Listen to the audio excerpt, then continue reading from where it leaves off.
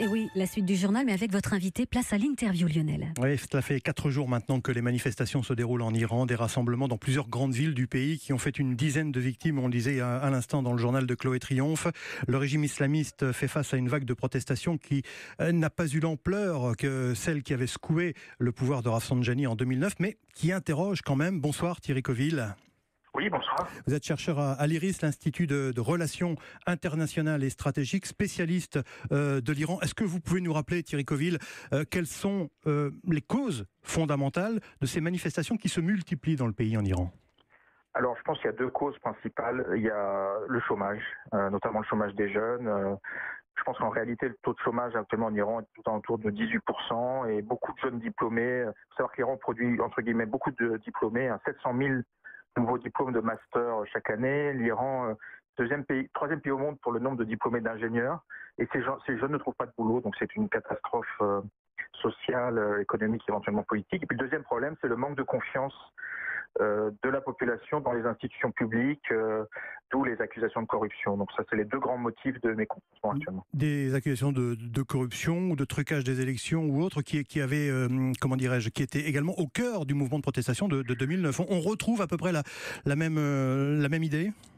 Non, je pense que c'est quand même assez différent. Dans le sens 2009, c'est vraiment un événement très précis, le deuxième tour des élections présidentielles, où les gens pensent qu'ils se sont fait voler leur élection et que c'est pas Ahmadinejad qui a été élu, mais Moussavi. Là, c'est quand même différent. C'est vraiment un mécontentement économique dont on a parlé. Les deux grandes causes, c'est vraiment un chômage élevé et le manque de confiance dans les institutions publiques. Genre, vous voyez, quand je parle d'institutions publiques, c'est le système fiscal, le système judiciaire, la justice commerciale. Il y a vraiment, les gens perçoivent ces institutions comme privilégiant certains groupes et pas l'ensemble de la population. Alors, est-ce qu'il y a quand même dans ces manifestations la volonté aussi de changer de société ? Je pense par exemple à ce mouvement que l'on a vu depuis quelques jours de ces femmes qui ôtent délibérément leur voile islamique. Est-ce que c'est aussi une sorte de défiance vis-à-vis du pouvoir ?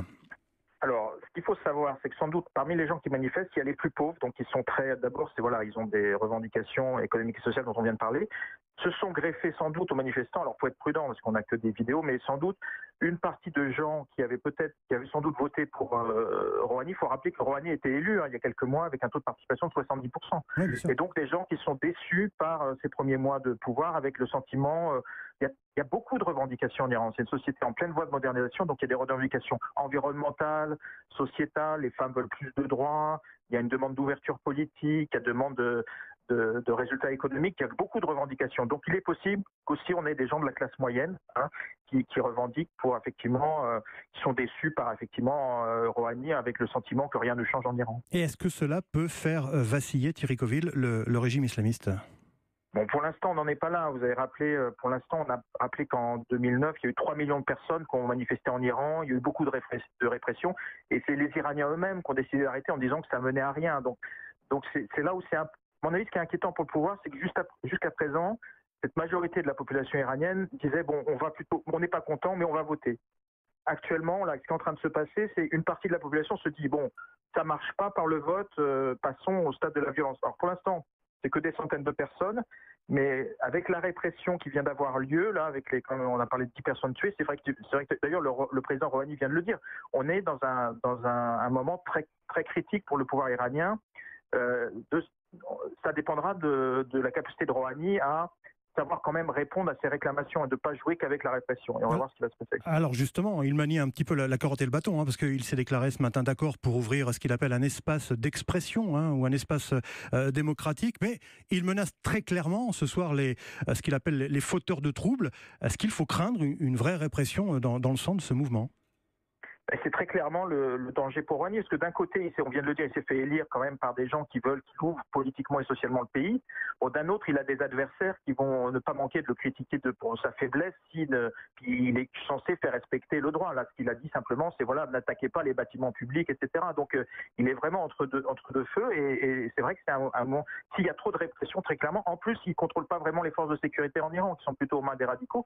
Donc, s'il y a trop de répression, ça peut conduire à son appel à plus de dialogue qui ne soit pas entendu. Donc c'est vrai qu'on est à un moment clé et Et Rouhani va sans doute jouer dire son mandat qui lui reste dans sa capacité dans ces prochains jours à donner quand même des signaux à la population comme quoi il les a bien entendus et il veut quand même avancer sur le rythme des réformes économiques et également politiques. Pour en revenir à la genèse de ces manifestations, Thierry Coville, est-ce que ce sont des manifestations spontanées de la société civile ou alors est-ce qu'elles sont peut-être quelque part téléguidées par les conservateurs peut-être qui attisent les braises ?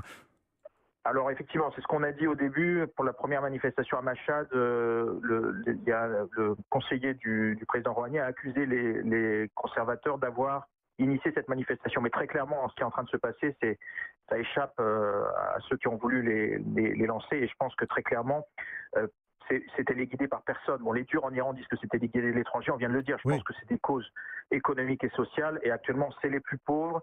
D'ailleurs, ça se déroule dans beaucoup de villes en Iran. Donc voilà, c'est les plus pauvres et éventuellement, on a dit une partie de la classe moyenne déçue par Rouhani qui sont en train de manifester. Donc il n'y a pas d'alimentation par l'étranger ou par des forces politiques. Alors effectivement, c'est une grande question. Qui va récupérer ce mouvement ? Ça, c'est la grande question. Alors voilà, c'est ce qu'on disait. Dans la mesure où ça touche vraiment le quotidien des Iraniens, c'est peut-être ça qui va faire que cela va s'inscrire dans la durée en quelques mots ? Comme je vous dis, pour l'instant, les grandes, pour l'instant, c'est que quelques centaines de personnes qui manifestent, dans beaucoup de villes, donc effectivement, c'est important, mais on n'a pas, comme en 2009, des centaines de milliers de personnes dans la rue. Donc, mais c'est vrai que là, ce qu'on dit, et d'ailleurs, Rouhani le dit, c'est vraiment critique, c'est clé pour son deuxième mandat. Il faut qu'il montre, il faut qu'il donne, si vous voulez, un espoir aux gens. Les gens ont l'impression, ils attendaient beaucoup de l'accord sur le nucléaire.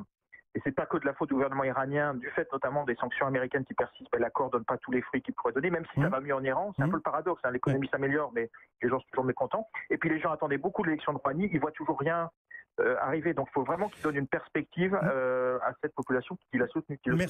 Merci Thierry Coville, merci pour cet éclairage. Je rappelle que vous êtes chercheur à l'IRIS, spécialiste de l'Iran. Tout de suite, le rappel des titres. Europe.